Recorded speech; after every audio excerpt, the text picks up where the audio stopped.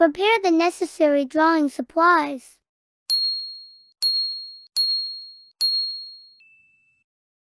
Okay, let's draw together. First of all, use a pencil to sketch out the basic strokes of the dinosaur drawing. You can also use an eraser to erase and redraw the lines you don't like.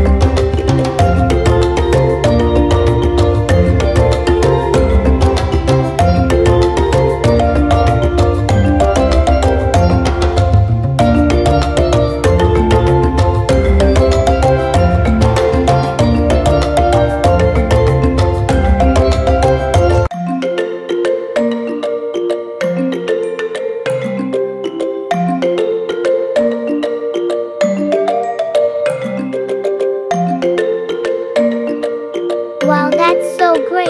We've finished sketching the dinosaur's outline. Now it's time to color. Choose your favorite colors and color the dinosaurs.